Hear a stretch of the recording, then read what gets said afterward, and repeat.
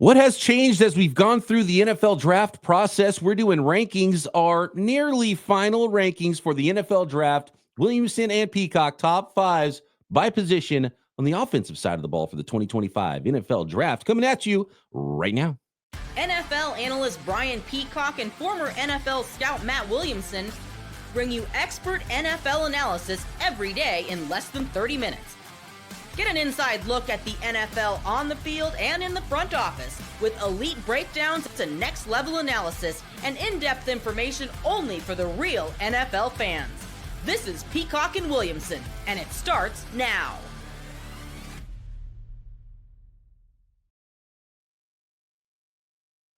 Welcome to the Peacock and Williamson NFL Show. Brian Peacock alongside Matt Williamson at BD Peacock at Williamson NFL. Thanks, everybody, for making us your first listen on the Locked On Podcast Network, your team every day. Love all of our everydayers out there. Appreciate you stopping by and hanging out with us as we break down the NFL draft. And stick with us throughout the offseason as we head into 2025 regular season and all season long, every single day. Welcome to the show. If you are new to the program, you can subscribe on YouTube or anywhere you listen to your podcasts. And I do want to remind everybody that the day is almost here.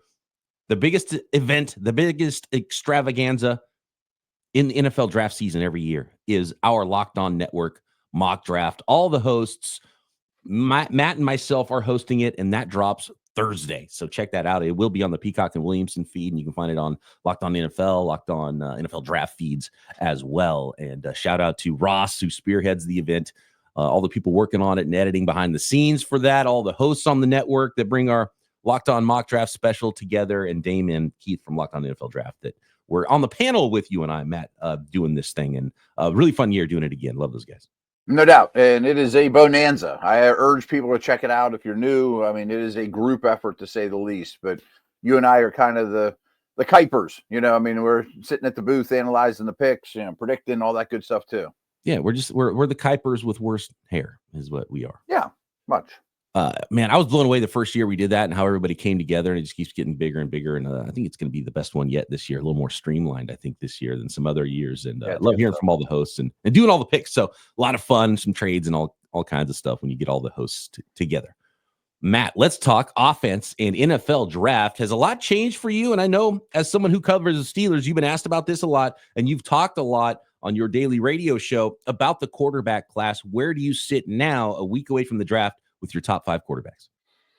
So these would obviously change per team. You know, like, frankly, I'm really smitten with Milroe to the Steelers. I mean, for the Steelers' sake, Milroe and Shuck are the ones I want for what I think their cost will be.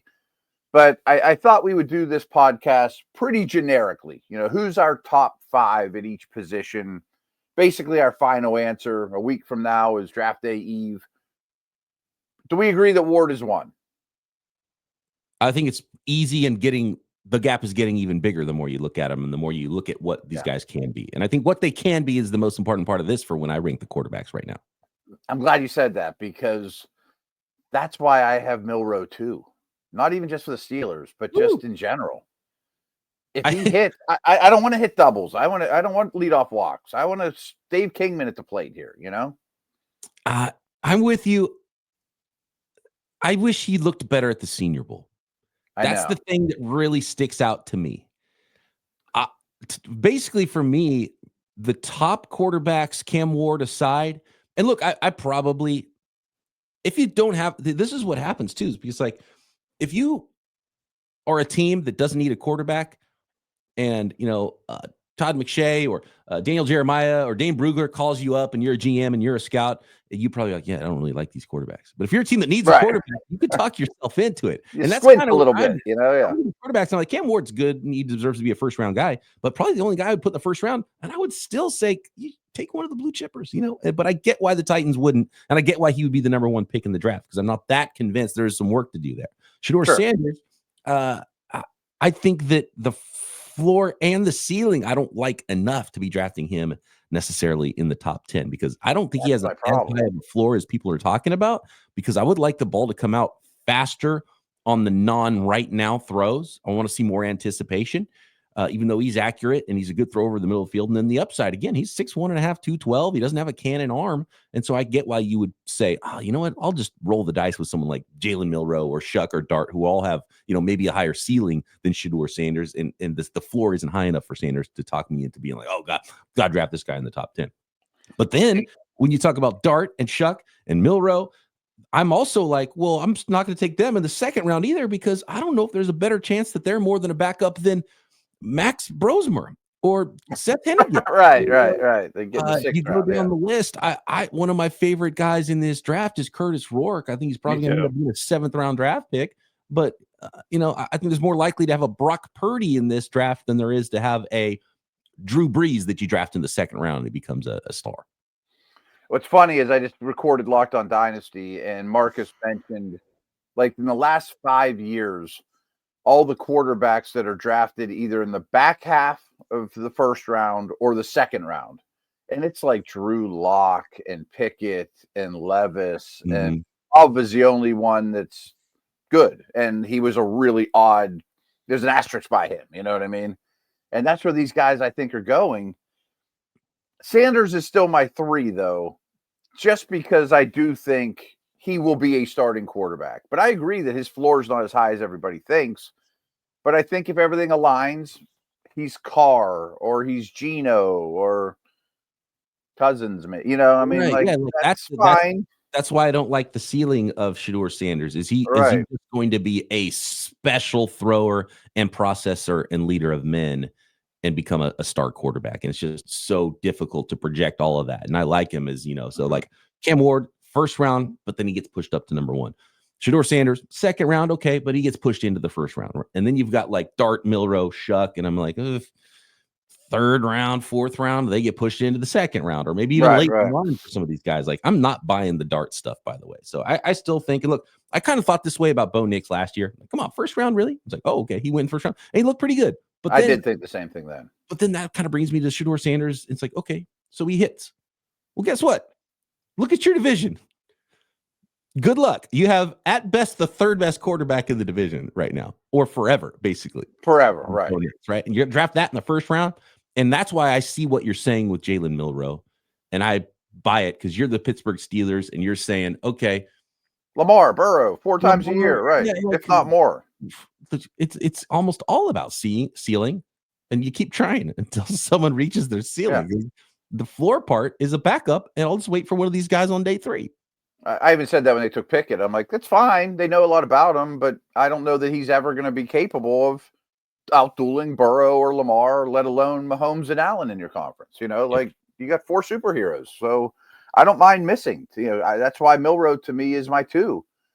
And I think Dart is 5. I think I'd still take Shuck ahead of Dart. The Dart, I don't see enough of. I hate the translation of that offense into the NFL. A lot. 6'2", 221. Like, he's got a good arm. He's somewhat athletic, but I'm not blown away by his traits to project him as, but, 3rd round, if he's there, sure. But I'm not pushing him into the first round at all. And Shuck is like, man, on one hand, he's got 6'5", he's 4'6", he's athletic, he's got a cannon arm, he was a big time recruit for a reason. But he's been in college for 7 years, and he was in Penn Sewell's recruiting class. Yeah, that's so weird. He played with Justin Herbert, and Herbert's already on his 2nd NFL contract. Right, and he was supposed to be Herbert's successor. Yeah, he has 4 degrees, and he's got that kind of talent. But there's also times with Shuck, even if you're like, okay, you can explain away a lot of it, there's times when he's under pressure and he does some weird stuff too. And he throws the ball away. He doesn't like getting hit. Yeah, so it's like, I get it, but again, 3rd round. So I'm kind of lower on the entire class than everybody. And, quarterbacks artificially get pushed up. And Quinn Ewers, I'm not touching him on day 2. No, I don't know who even 6 would be for me. Probably McCord. So if then Rourke were healthy, it might be Rourke. McCord, Will Howard. Howard's all right. Curtis Rourke, Brosmer, and you're starting to talk about backup quarterbacks. And I like that. That's the strength of the class for me. Okay, I'll chill out on day 3. I'll draft the backup, and then we'll see what we get and move forward. And it's easy to do that if you have a starting quarterback. And if you don't, you're kind of chasing your tail, and we'll see how high these guys end up going. So again, it's Ward, Milroe, Sanders, Shuck, Dart for you. Yes, and I think all will be gone in the top 50. I will go Ward, Gap, Sanders, Gap. Then probably I get the Milrow thing. Yeah. But he'll probably go higher than I'm comfortable with. And then I would go, Shuck and probably Dart 5. Yeah, I think that's probably where I would be. One Milrow thing. I've been doing so much work on this guy because I want the Steelers to take a D tackle, then Milrow, and then I don't care what happens the rest of the draft. But you mentioned the Senior Bowl stuff, and I'm not excusing it away. But from what I understand, he's been working so much with Jordan Palmer, the quarterback guru, that he's in like step 2 and 3 of reworking his footwork and his mechanics. And I think he told teams, I'm not where I want to be as a passer, but I knew I was flawed, so I'm going back to the drawing board. Which, okay, I want to hear that, And here's the thing with Milrow. So he's the same size as Dart. People are like, oh, look at Dart. He's got all this ability. Well, Milrow's big. Milrow's 6'2", 4 or 5 pounds lighter. He's actually too muscle bound. He needs to get more flexible. He's a little Tebow-esque. Runs 4.4 flat. Has a bigger arm, I think, down the field. Oh yeah, and he's a much better. Great about his character and his work ethic. So quickest release in the class. I think he's good pocket, mobility and stuff. He still makes mistakes, but yeah. So I don't know if I'd put him QB2, but I'll buy that. And if you're going to swing, then swing on something that could be potentially even special. And it's the person in the end. Like, is this guy wired in a way where he's going to become that thing? And he's going, and so then you start to look at, okay, who's the guy that does become that player? And I could buy that, but I'm still not drafting him in the first round or anything crazy. I mean, don't get me wrong, he could totally blow up and be a total bust. I mean, that's possible. All right, we'll move on to running back next, pass catchers and offensive linemen, our top 5s for the 2025 NFL draft, and other nuggets along the way on some non-top 5 players next. This episode of Peacock and Williamson brought to you by LinkedIn and LinkedIn Jobs. And as a small business owner, your work does not end when the clock hits 5 and your business is always on your mind, which means when it's time to hire, you need a partner that works just as hard as you do. That's where LinkedIn Jobs comes in. When you clock out, LinkedIn clocks in. LinkedIn makes it easy to post your job for free, share it with your network, and find qualified candidates all in one place. LinkedIn's new features. Look, first of all, LinkedIn knows that you're wearing so many hats as a small business owner, as a hiring manager, that they can help you with tons of new features, writing job descriptions, quickly getting your jobs in front of the right people and candidates, deep candidate insights. And when you add your job to the hashtag hiring frame to your profile picture, you can double your reach to qualified candidates. There's no wonder that 72% of small businesses say LinkedIn helps them find high-quality hires. So post your job for free at linkedin.com/LockedOnNFL. That's linkedin.com/LockedOnNFL to post your job for free. Terms and conditions apply.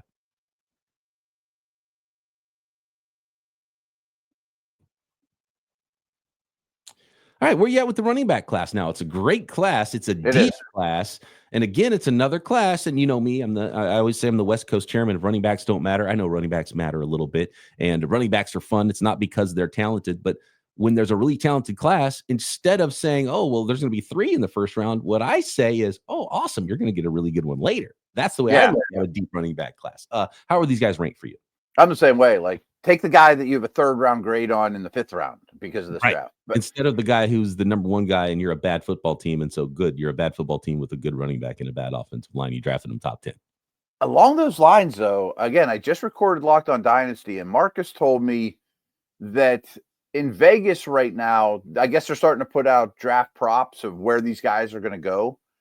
Henderson from Ohio State, depending what bookie you look at, his over-under draft position is either 19.5 or 21.5. They think he's going to be a first-round pick. I mean, Denver, the Steelers are right in that neighborhood. Like, I'm a little shocked by that. He's still but he is my 3rd running back. It's definitely Genty. I still have Hampton ahead of him. Henderson, then Judkins, then Caleb Johnson. But if I was a real heavy outside zone team, Johnson versus Judkins might be a conversation. I love Travion Henderson. And I do too. I like him, but wow. I still wouldn't take him in the first round. I love how he hits it. He's decisive. I love how he pass protects. I love how he's a receiver. But again, then you're like, oh, but I would kind of like to pair him with another back. And so it's like, okay, Yes, how for are you sure. really going to draft him? Are you going to put him number 2 in your rankings? I like him over his teammate Judkins. I think he's the better player. I think if you ask the coaching staff and the team, they would say Trayvon Henderson's the better player than Judkins. I like Judkins a lot. He can do a lot for you. He's got great feet, and he's got that prototype size too. So, these guys are all going to probably go off the board pretty early.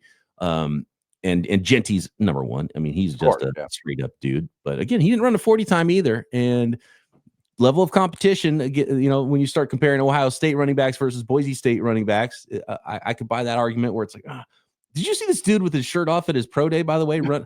You would tackle him? My goodness.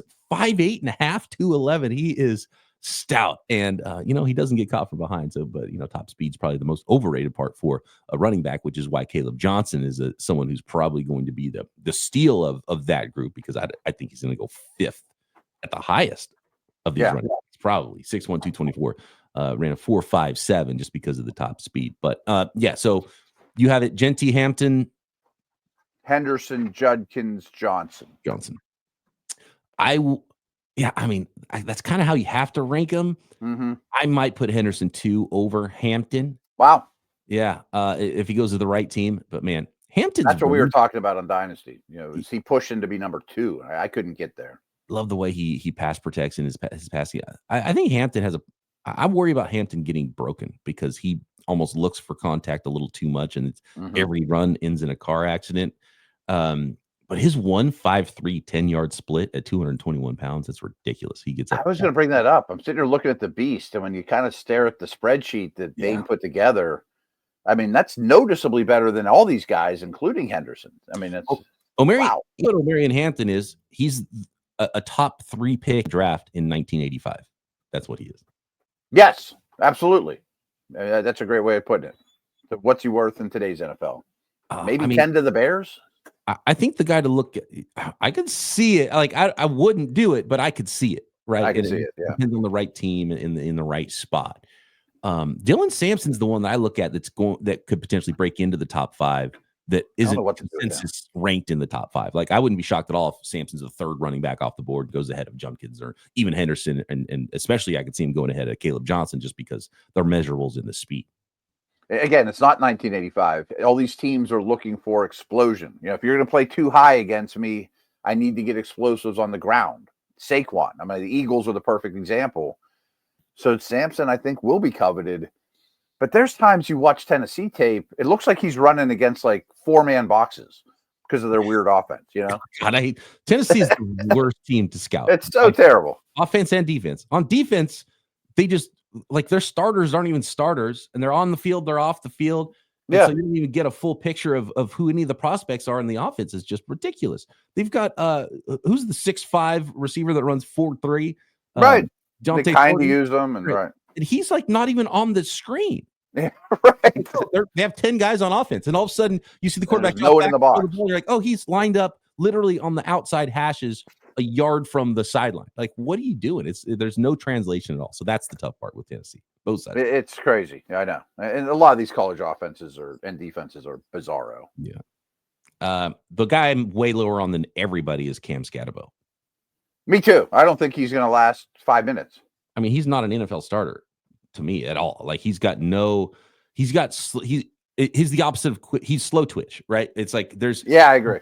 He's got this power obviously, and he's well built, and he jumped 39 inches, I think, at the combine, right? So he's got like some explosion, but it's slow explosion. So you'll see him take the ball, find a hole, jump cut, and you're like, cool. And then there's no burst. There's no go. So every yard is contested for him, and he's fun to watch for that reason. But 4.65 is exactly what I saw on tape. He's not fast at all.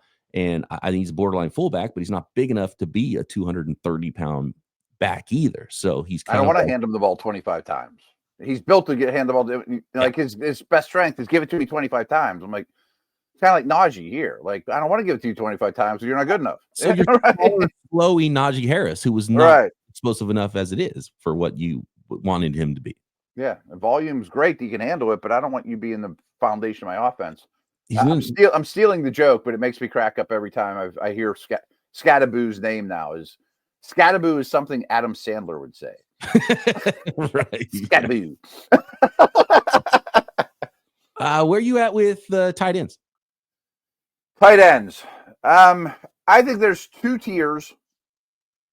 I might have Loveland ahead of Warren. I know that sounds crazy.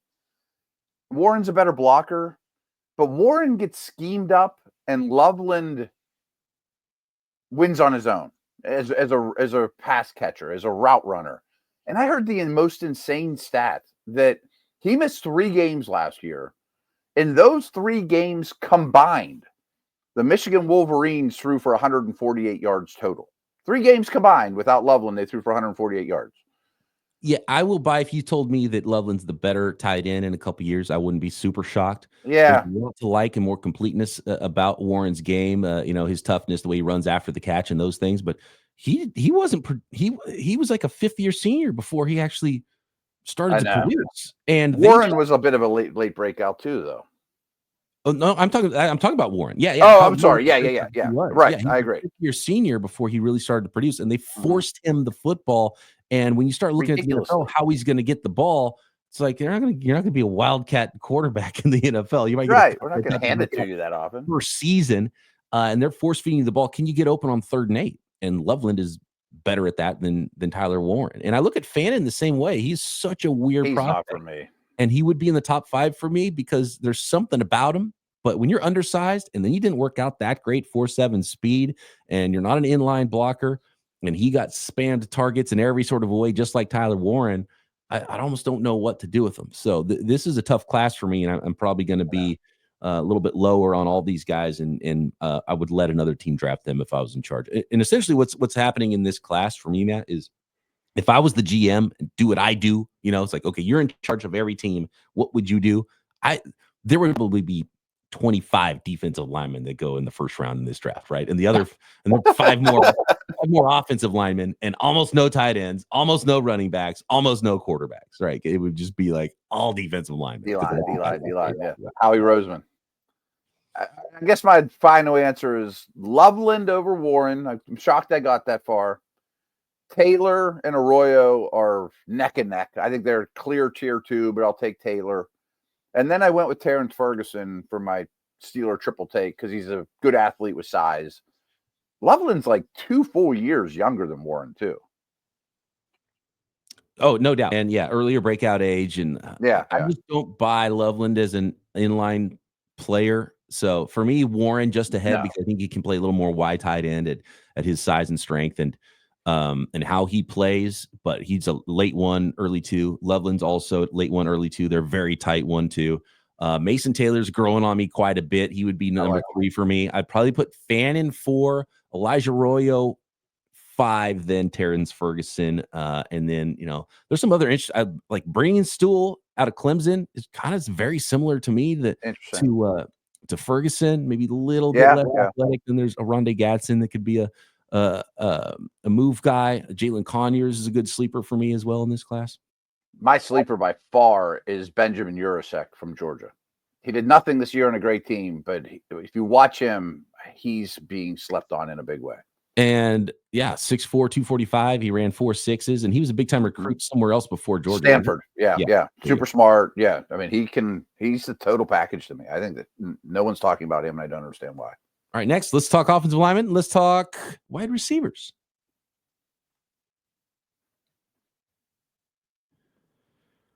Today's episode of Peacock Williamson brought to you by FanDuel, America's #1 sports book, and the NBA playoffs are here, and FanDuel is giving you new customers, an incredible way to get in on the action, because right now when you join FanDuel and place your first $5 bet, you'll get $250 in bonus bets to play with if that first bet wins. And you can use that extra $250 to bet on, player props, your favorite team to win in the playoffs, 3-pointers, steals, assists. FanDuel has so many ways to bet on your favorite player props, and you could combine live bets and prop bets into same game parlays for a chance to win even bigger. Of course, you can bet on the NFL draft. You can bet on NFL futures, Major League Baseball every single day.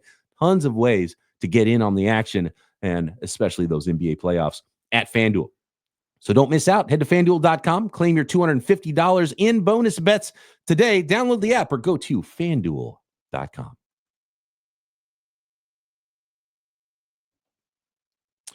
Top 5 wide receivers for the 2025 NFL Draft, man. This is really hard for me. I actually think there's 4 good ones, and I can kind of understand an argument for any of them. But I think I would go McMillan, Burden, Egbuka, Golden. And a month ago or a week ago, I had Golden 1.